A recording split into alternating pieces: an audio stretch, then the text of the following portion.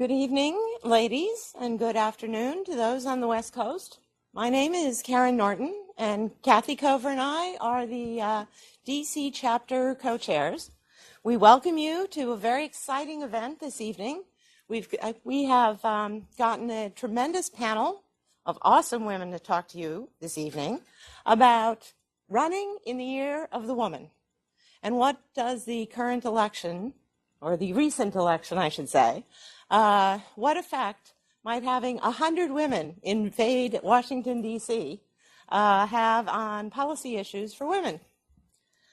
So you will see on the screen that we do have a hashtag for questions or comments for the women who are here in person. You can feel free to write out your question or just raise your hand and we'll repeat it. I would like to spend a few minutes introducing our panel, and then I am going to let them tell you everything that's important. To my left is Francine Friedman. She is a senior policy counsel here at Akin Gump. She began her policy career while she was still in high school, interning for then Senator John Breaux. In 1992, the first year of the woman, while in college, Francine helped open the National Finance Office for California Senate candidate Dianne Feinstein. Francine received a Bachelor of Science from Georgetown University in Government and her law degree from William & Mary.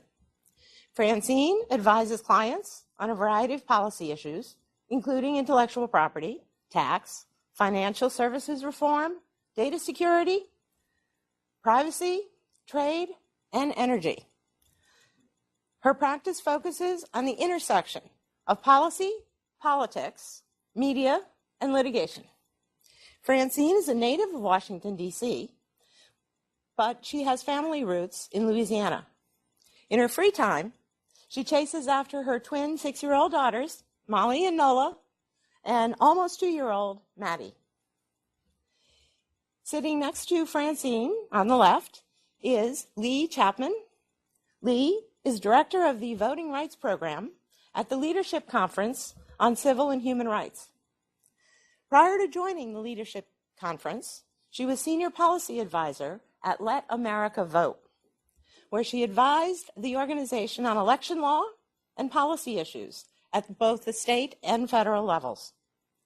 Lee was appointed director of policy for the Pennsylvania Department of State by Governor Tom Wolf in 2015. At the Pennsylvania Department of State, she managed the department's policy and regulatory development process in coordination with the Governor's Office of Policy. Lee began her civil rights career at the Advancement Project, where she served as a staff attorney in the Voter Protection Program and supported the organization on the ground in Florida, Nevada, Ohio, Virginia, and Wisconsin. Lee graduated from the University of Virginia, earning a Bachelor of Arts in American Studies and History, and then received her JD from Howard University School of Law. Sitting next to Lee on her left is Michelle Riley. Michelle Riley is the managing director at Stout, Brecious Ross, an international financial advisory firm. She is a CPA and a certified fraud examiner, and focuses her practice on damages and valuation in intellectual property litigation and transaction work. Michelle has a Bachelor of Arts in Physics from Emory University and an MBA from the University of Maryland. She started her career as a commissioned officer in the National Oceanic and Atmospheric Administration. Michelle is a native of Orlando, but she has been in the D.C. area for over 20 years, which I think makes you a native, and enjoys being very active in her community. She and her husband, Jack, have 2 children in high school.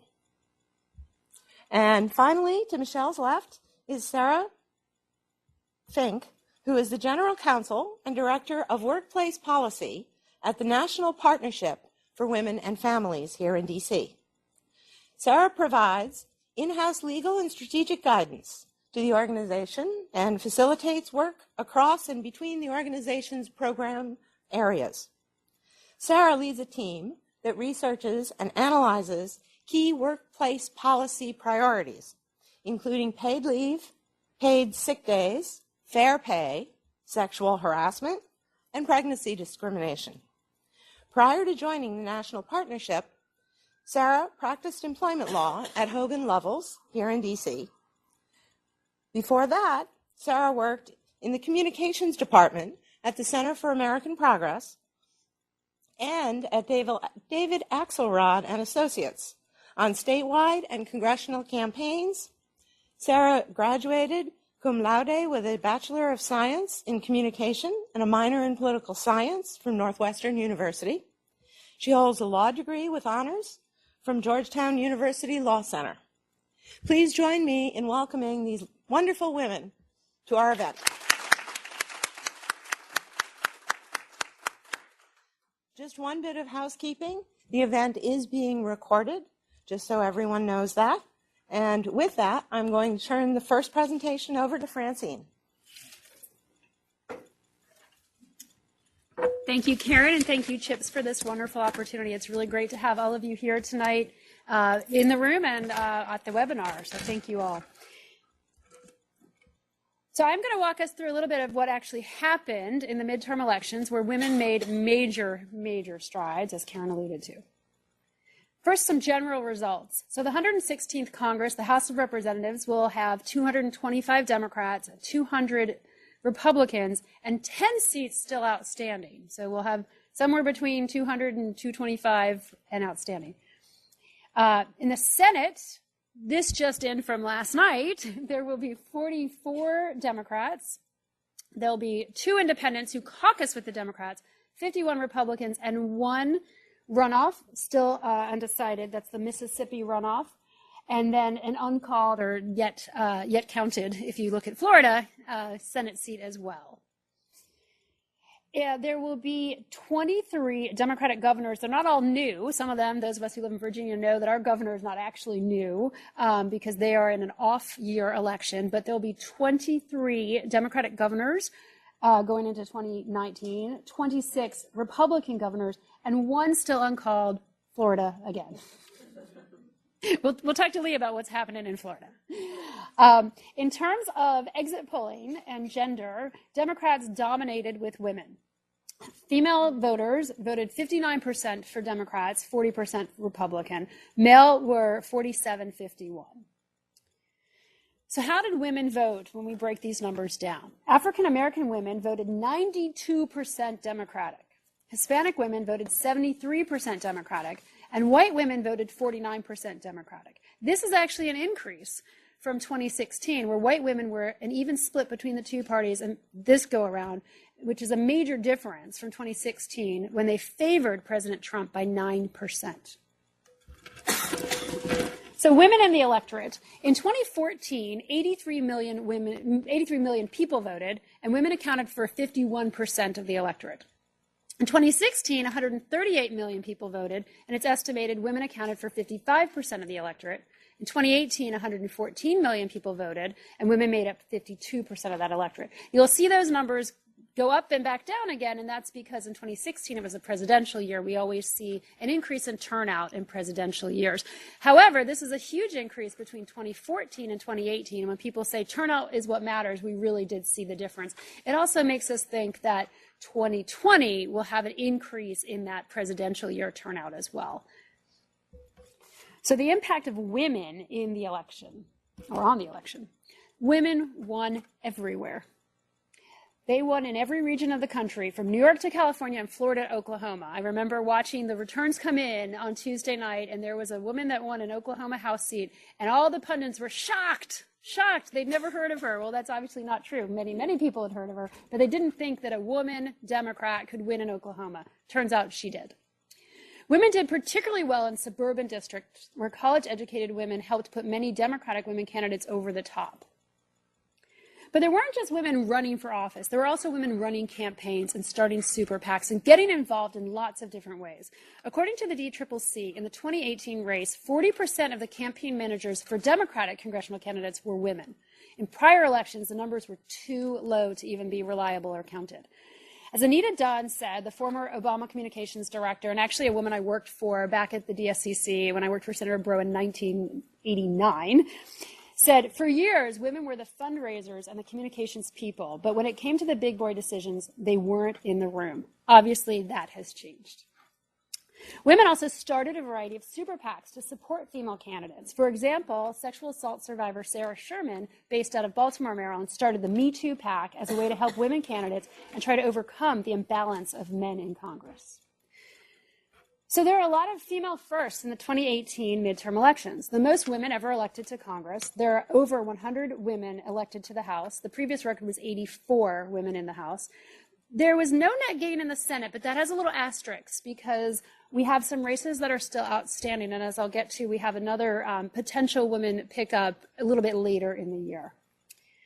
So before we get to that, I did want to give a little breakdown of the women. So in some regions, both Senate candidates were women, which I always think is interesting because we are able to then not look at a woman against man candidate, but instead let them run on the issues, right? There's no issue of your gender when we've got a woman running against another woman. So those states I wanted to point out in particular, Arizona, Minnesota, Nebraska, New York, Washington, and Wisconsin, was a woman running against another woman. There are also several states where both senators are women, and that's also important, I think, to take a look at. We've got 5 states currently where both senators are women. However, in Arizona, the race that was just called last night, where it was a woman running against another woman, Kyrsten Sinema, the Democratic nominee, is now the Democratic senator, the incoming senator for Arizona. However, Martha McSally, who she ran against, is rumored to likely be the appointee by the governor, the Republican governor, to fill the McCain seat. So Senator Kyle was appointed to fill that seat, and he said he was only going to do it for a short period of time, probably through the end of the year, and then it's likely the governor will actually appoint McSally. So Arizona will join the list of states that have 2 female senators, quite possibly. So 1992 is the year of the woman, Redux, as Karen said, the first year of the woman. There were 106 women who ran for House seats and 11 women who ran for Senate. We used to joke, actually, in 1992, both California seats were open because there was a short seat, and both California Democratic nominees were women. And so as Karen said, I worked for Dianne Feinstein, and we would joke that she was the tall candidate running for the short seat. She was running against Barbara Boxer, who I think would admit she was the shorter of the candidates. So in 1992, women won 24 of the 106 seats that they ran for and 5 Senate seats. The first African-American woman was elected to the Senate in 1992. So let's fast forward to 2018, and what did we see in the year of the woman times 2? There were 210 women running, so nearly double what we saw in 92, and 27 women running in the Senate. 101 women won in the House and 12 won in the Senate. And actually, that's 13 as of last night. And there could be a 14th in the Mississippi runoff as well. And then there could be a 15th joining if McSally gets appointed. So we see those numbers going up 3 times what we saw in 1992, which is a huge improvement. And in the House, we had about a 25% rate of return in 1992. We have about a 50% rate of return on women running in the House this go around. So pretty big strides. Just to give you a historical comparison, in 1916, Jeanette Rankin from Montana became the first woman elected to Congress. And I will note that she's a Republican from Montana. So anyone who has preconceived notions about you have to be a Democrat, woman to run, it's not true. You can be a Republican. In fact, Republicans have... give you your numbers. Republicans have 6 women in the Senate as well. There are 17 women from the Democratic Party in the Senate. And again, the Republicans may gain 2 more women in the Senate. So it's not necessarily a breakdown by party. In 1968, Shirley Chisholm, a Democrat from New York, became the first African-American woman elected to Congress. This go around in 2018, we have our first Muslim American woman elected to Congress, our first Native American woman elected to Congress, which is really hard to believe that this is the first time we've elected a Native American woman to Congress. That was the one that really took me aback. We've added to the ranks of our LGBT women elected to Congress, and we've also elected the youngest woman ever to Congress. So I know that Sarah's going to address a few issues in terms of the women's issues that this incoming Congress may be addressing. I'm going to just hit on some more general issues that you all may be interested in as well. So what the 116th Congress might focus on. There's a couple of things that actually may get off the table even before we hit the 116th Congress. There's a farm bill that either has to be extended or get done by December 31st. So we may just see an extension, but we may actually see a farm bill get done because a lot of work has been put into place by the party, both parties, both sides of the aisle, both the House and the Senate, on the farm bill, and they may just want to just get it through and get it done. There was also an autonomous vehicle bill that some of you may have some interest in, given the tech interest here in the room, that could get done with some tweaks before the end of the current Congress, or certainly will have continued interest in the incoming Congress, both by the House and the Senate, Republicans and Democrats alike. There's likely to be more activity on trade. We can't get out of our own way when it comes to trade. And as I like to say, left is right and right is left when it comes to trade. There are people in the Democratic Party who are more closely aligned with President Trump than people in his own party. And a lot of us are still scratching our heads and figuring out what to do in this new world order of trade. It will continue. There's the possibility that Trump will actually claim a victory on his border wall. Because he has sent troops down to now put up barricades on the border. And if he can convince his base that he's fulfilled that campaign promise, that's actually something we could take off the table. We'll get out of the way in terms of the roadblocks that we've seen recently for budgets and things like that. If he's able to say, I got a wall, I got a barricade, I got something at the border, so I'm able to actually put that aside and work together to move things forward on appropriation bills and the like. So that would be a plus. And as a business person, he will claim he found a way to circumvent the fact that he wouldn't get funding. And, we may let him have that. There is one thing I know we will not see from the House, and that is any more ACA repeal. There will be no attempts by the House of Representatives, led by the Democrats, to repeal the Affordable Care Act. I can say that with very much assurance. They may try to tweak and, make some changes to make it better, but they are not going to pass what would be the 27th, 28th version of the ACA repeal that we saw the Republicans in the House pass. We will expect additional congressional investigations, not just of the administration, but of corporations where Congress may see activity they're concerned about. And one of those areas very closely tied to congressional investigations is in data security and privacy. Data security and privacy is tied to election security, grid security, and a bevy of other complicating issues. But with GDPR and the California privacy law coming into effect soon, there's a lot more motivation for stakeholders all across the board to come to the table. And almost all companies have an interest in this. They collect, use, and share data in some capacity, even if it's just employee information. And so we're going to see some activity here. It's going to be a challenge. It's not as if any of this is easy. If it was easy, they would have had a bill in place and they would have had law passed many, many years ago. But I think there is a lot more interest from everyone across the board to try to move that forward. So those are some of the general business issues you may see approached by the incoming Congress. With that, I'll turn it to Lee to tell us what we saw with regard to voting rights. Great. Thank you, Francine. Thank you.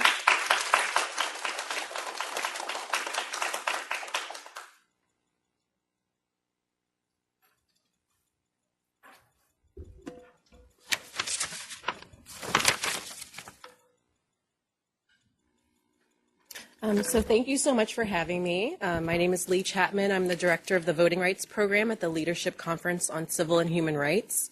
And we are a coalition of over 200 diverse organizations that focus on making sure that we're building an America that is good as our ideals.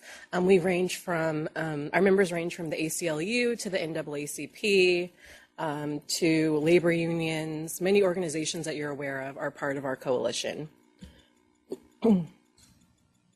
And we stand for justice, inclusion, and opportunity in democracy. So we focus on justice reform, 21st century policing, equity and access in media and tech, economic security, protecting immigrant rights, fighting hate and bias, education equity, fair courts, voting rights, civic engagement, and a fair and accurate census. So we work on a myriad of issues that focus on civil and human rights in our country. So just a nice little logo or a picture that we put up here. But at the Leadership Conference, we really believe that everyone in our country should have the right to vote, and that elections should be free, fair, and accessible for all. Oh, hey, I see one of my friends over there, Andrea.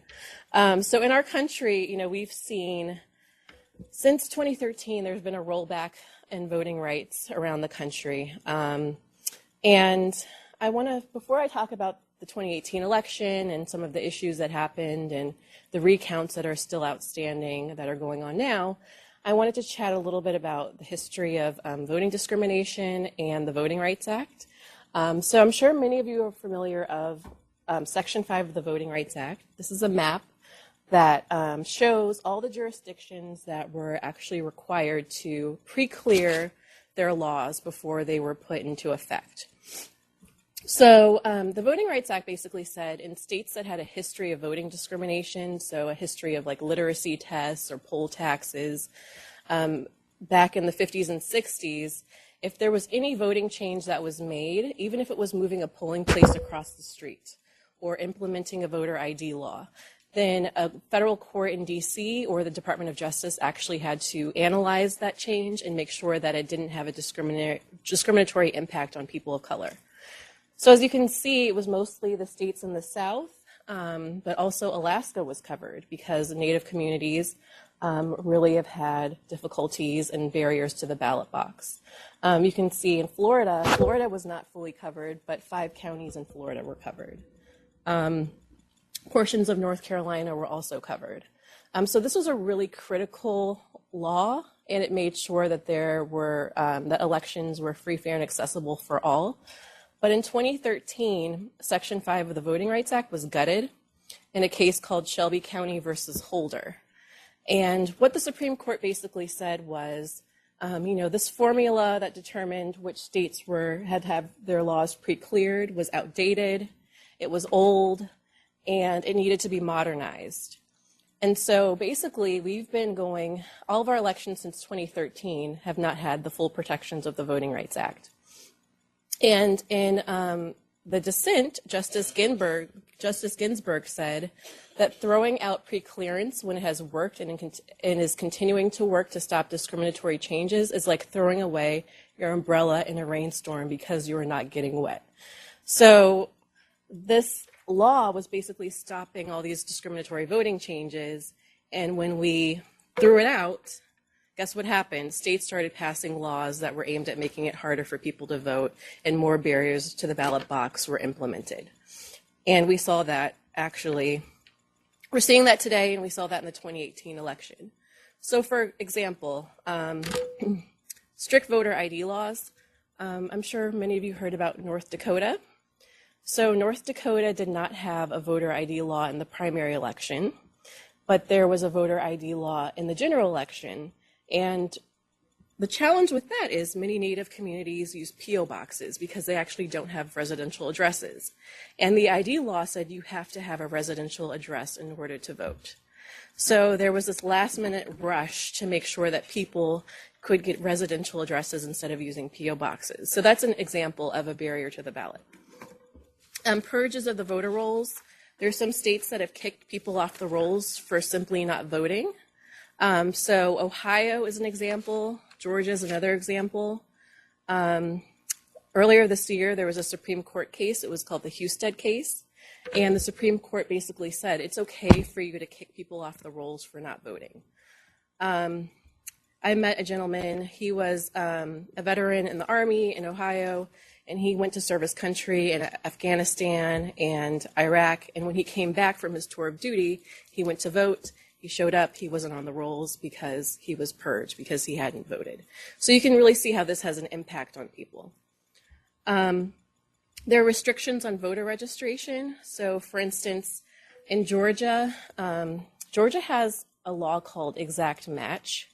And if your information on your voter registration form doesn't exactly match the information on your driver's license or social security number, your registration is not processed.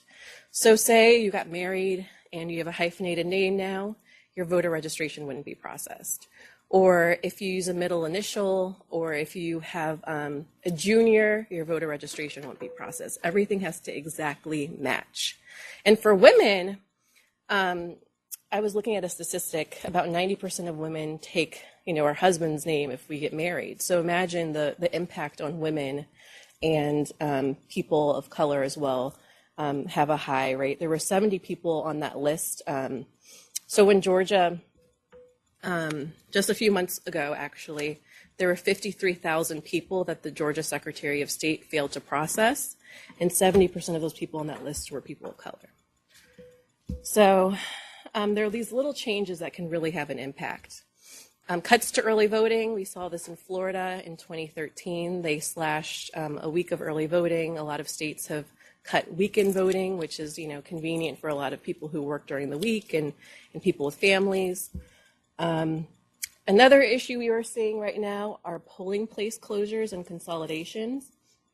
So since 2013, the Shelby County case, there have been around 900 polling place closures in these states.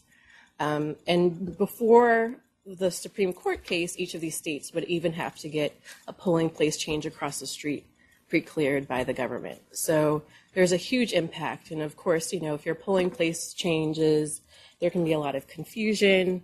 And some people, just give up and they just don't end up voting.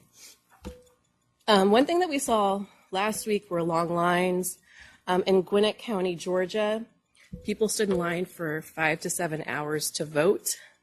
There was an issue where people showed up to their polling place and there were no voting machines. Someone forgot to bring the power cords for the voting machines. So people actually stood in line. It's 2018, no one should have to stand in line for more than 30 minutes to vote. That's ridiculous. So, the problem really with elections is that there's 13,000 election jurisdictions in our country, and so elections are run 13,000 different ways, and things are very localized. So that's why we see so many issues like this popping up on Election Day.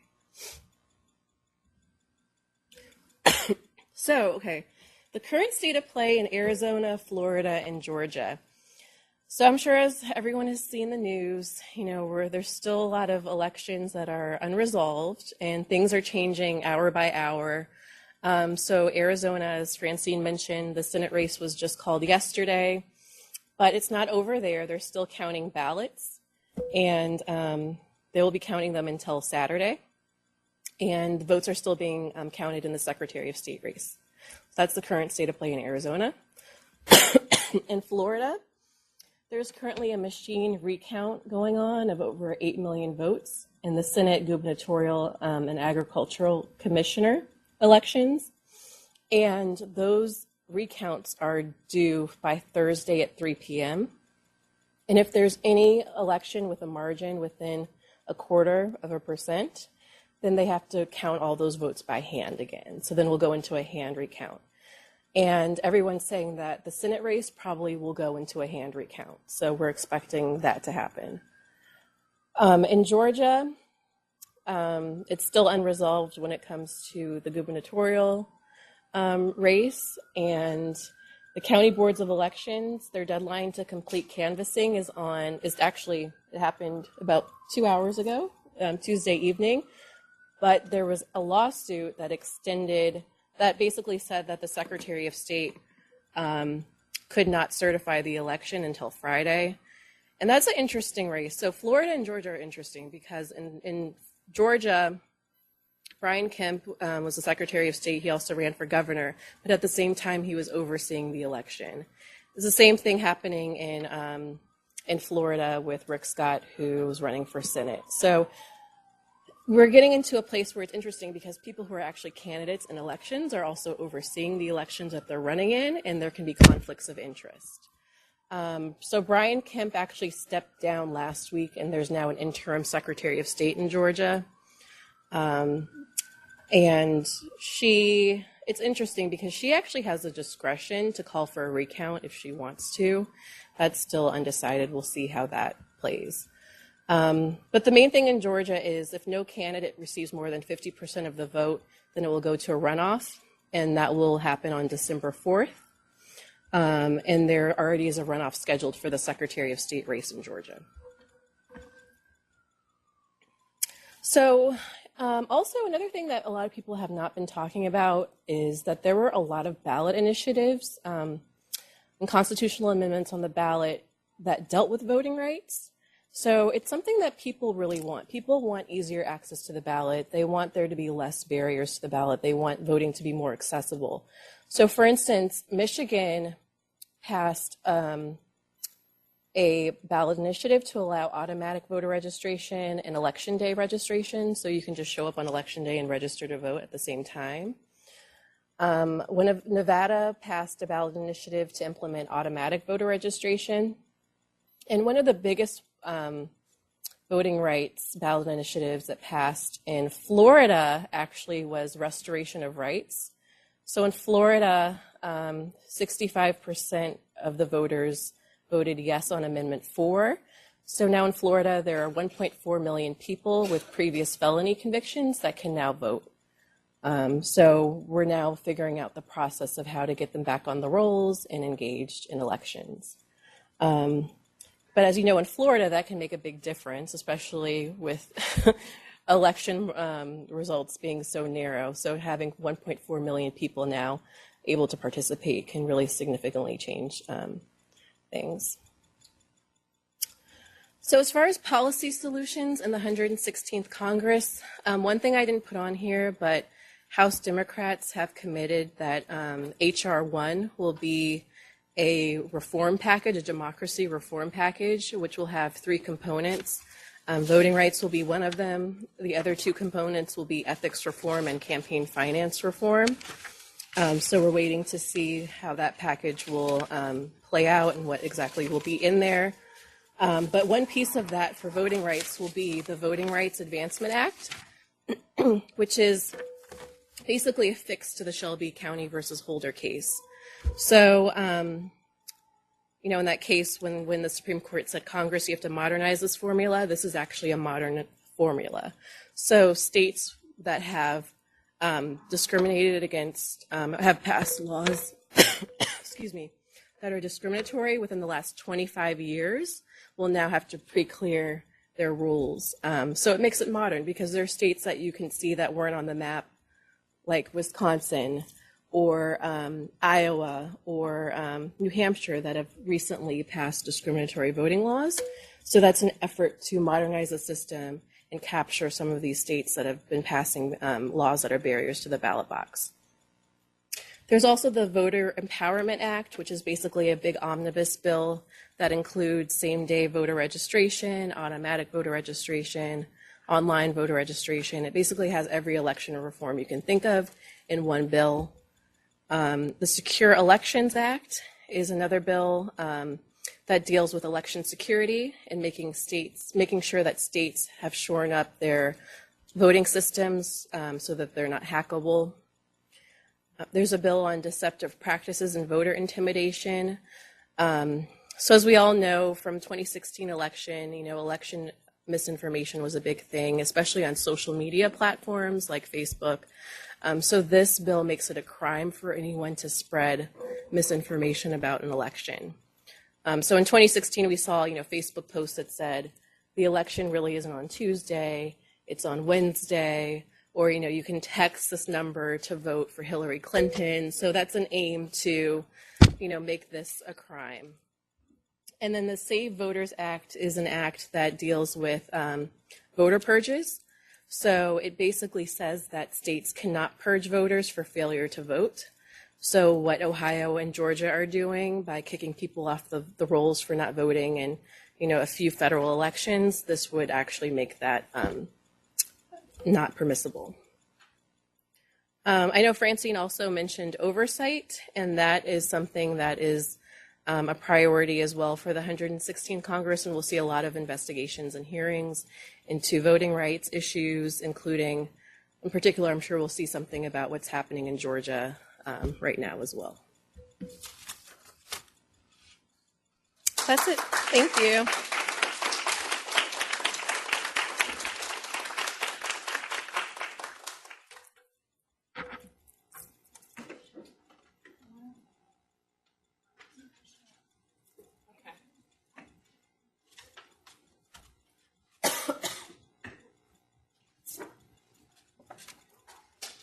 My name is Michelle Riley, and I'm pleased to be speaking to you tonight as a former candidate for office. I ran for Montgomery County Council at large, with Montgomery County being the suburb in Maryland that is closest to Washington. And I ran up till the primary, the Democratic primary, which was in June, just a few months ago, but it really seems like a long time ago. And I was asked to come tonight and give the candidate's perspective. And I want to start out by saying, the question I'm most often asked, what brought you to run? And in Montgomery County, we had a term limit measure pass in 2014, which term limited council members. There's 9 council members. So there were 3 fully open seats. And I had not thought about running for them until Donald Trump was elected president and had bragged about grabbing women by the genitals. I'm sorry, but I'm just going to say it. That's really, when I woke up after that election, I just said, what can I do? What can I do? It's like all of us thought, what can we do? And I read an article by Sally Krawcheck, is anybody, the Elevate Network founder, that said, now we know it's out there. The truth is out there. This can happen, and people can not just put up with it, but people can brag about it and actually be elected president. So what can we do about it? And it said, mentor a woman, various other things like that. And then it said, run for office. And it just hit me, and I said, I've got to run for office. So I threw my hat in the ring for the office. And there ended up being a lot of people who had the same idea in Montgomery County. In my primary, we had 33 people running for 4 seats. The first thing I had done in kind of gathering information is I sat down with a friend of mine who's on the school board. And she said, there's going to be 35 people in that race. And I said, maybe 15, But she was right, and she actually got into that race at the end. At the filing deadline, and I just thought, well, I'll be damned. But, it was a wonderful experience, and my absolute mission in being here in front of you all tonight is to tell you you can do it. It's scary. There's a lot of reasons why you might not think you can do it, but you can absolutely do it. And, I think the realistic thing that I learned is that all the people who won in my race, of the 4, there was 1 incumbent. So of the 4 people who advanced to the general, and they also all won, because Montgomery County is a very Democratic county, so the Republicans don't have a chance. All of them had run for office. Some multiple times. So everybody had run at least once. And I could certainly see a difference between those of us who had never run and the people who were running for the 2nd or 3rd time. So I would say that the challenge is really mostly internal in my mind, but just in stepping up to make the decision. I wrung my hands. What will my family think? What will my work think? I had told, the panel when we were having a planning call, I knew my husband would not be gung-ho about me running. I'm very involved in the community, president of the neighborhood association, church, PTAs, all this stuff. We know a ton of people, but he needs his quiet time. When I talked to him, I said, I want to do this. And he said, really? That's exactly what he said. It was not, you'd be great, which was really the answer I was getting from everyone. My partners at work, fantastic. How can we make this happen? It's a blank slate. Draw it however you want. We're behind you. That was true at work. My kids were like, oh, good. What's for dinner? They don't care. And my friends, fantastic. How can I help? And the people just come out of the woodwork to help you. I mean, it is absolutely amazing how many people step up to help you. And then people you don't know are contacting you to help you. But my husband, as we went through the campaign, really got into it. And the first thing he said after the primary was, you're running again, right? And I was like, well, that's the one thing that I didn't really expect. And it was really wonderful. So I have a lot of tips, I have a list of things that I would recommend you kind of think about. if you're thinking about running. And first one's kind of humorous, but it's so true, which is actually the ingredient of humor. It's always got to be true, right? Start taking pictures of yourself. Like, I bet if your kids were going to run for office, you could do a website for them, like, tomorrow. But if you start looking, you're like, God, I'm not in any pictures that my kids are not in, or, you know, that I'm decent looking in. So you have to start taking pictures of yourself in professional wear, and start aggregating them in different poses and different activities. Another thing is to look at the jurisdiction where you want to run. Ask someone who's in office. You know, they're all people, politicians love to talk, you know, and I've always loved to talk. I love to listen too. I mean, I'm not running anymore, but that's what you would always say. I'm here to listen. I would also never say I'm here to fight for you. That's something that I always felt was a little too much. But look into the questionnaires that are distributed. Ask someone who's in office about their endorsement questionnaires. There's labor union groups, there's business groups, there's school groups, there's transit groups, there's environmental groups.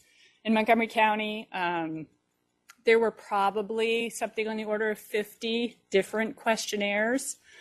And that was something I never had anticipated and really felt that I never, you know, had trouble getting ahead of. Because, you know, I wanted it to be my authentic voice answering the questionnaires and have a position that I could take and think about the answers. But if you had a head start on that, I think it would really help. And you'd be, you know, you'd know what the issues are for endorsement.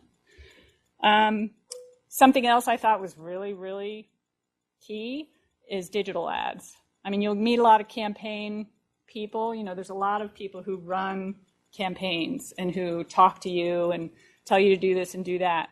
And in a local race, it's always mailers. You know, do your mailers. Mailers are expensive, you know, if they go to all the houses in the county or even some portion. But digital ads are cheap. And you can do like short roll video ads very cheaply. And I thought they were very effective. You can target them amazingly, you know, to people who make so much money or people whose houses are worth X, people who voted in the last two primaries, people who didn't vote, you know, in whatever primary, we don't know how they voted, but we know that they did vote. And you can hire wonderful people to dig through all that and get your ads out. Consistent branding. I had a wonderful graphic designer who came up with everything for the, you know, all the signage and something that I have no interest in. So that was really fantastic. And, you know, everybody had that, but some of us, out of the 33, some of us had better signage than others. And I did win the best sign contest. So that was a big victory, yeah. And then, of course, I'm sure you want to know about money. Raising money can be hard, but all you have to do is ask. And, you know, you have to ask everybody who you talk to. You know, if they kind of start talking about your message, and I hope you'll make a donation to my campaign, and then as you get close to the election, it's, I hope you'll vote for me. You know, you have to ask. And that's a consistent theme. When you need something, you got to find somebody who can help you and ask them to do it. And it's hard to get used to. Professional woman, you know, you're very used to kind of getting stuff done on your own. I asked more people to do more things in you know, the last year than I have in the last 20 years of my life put together, probably. And most everybody said yes. You know, but if somebody said no, that's no problem. And they would come back at a later date and do something else. But one thing that you need to think about, and Emily's List, you know, the Early Money is Like Yeast group, they don't give money to down ballot races. So I had talked to them early on, and you probably know the statistic, like the number of women who contacted Emily's List in this cycle, something like 40,000. Whereas before it had only been 1,000, you know, total. So everybody was calling them, and they do wonderful webinars that, you know, help you think about your campaign in a big picture way. And so one of their recommendations on the money part was plan it out, right? Which is easy. Again, get with somebody who's run in the race for the seat, you know, you're trying to run for. How much does it cost? How much did you spend? You can always look it up too. It's all a lot of information online. And kind of plan your spend and then plan to raise that much money. Another thing in my in Montgomery County, we had a public funding of campaigns pass. So a lot of people were doing the matching funds, and that sort of helped more people get in the race too. So that's kind of the overall big picture, and I look forward to your questions. I'm happy to answer anything. But like I said, if it's something that, running for office is always something I assumed I would do eventually at some point. I love, watching races. But, I was talking to Francine about this. I'd never actually had anybody sign in my yard. I'd never worked the polls for anybody. I'd testified in front of the county council a lot or at PTA stuff, this school should be built, giving that kind of testimony. But I'd never done the nuts and bolts. I'd never been to a coffee for a candidate, so it was interesting to really go full on that and have people holding coffees for me. And I was just so appreciative. And I know, it's just something that's why politicians are always shaking your hand and saying thank you, because it's true. There's a lot to be thankful for. So look forward to your questions.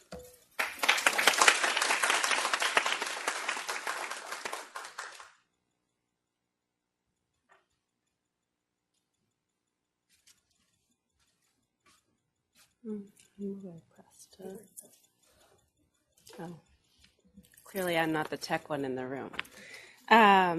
So hi, I'm Sarah, and thanks for having me.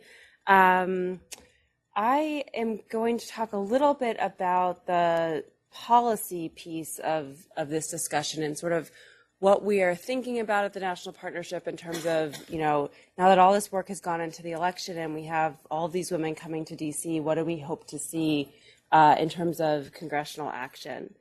So as you've already heard, it's indeed a historic year for women. There was so much energy and momentum and also resources put into women running for office and being elected. I heard something the other day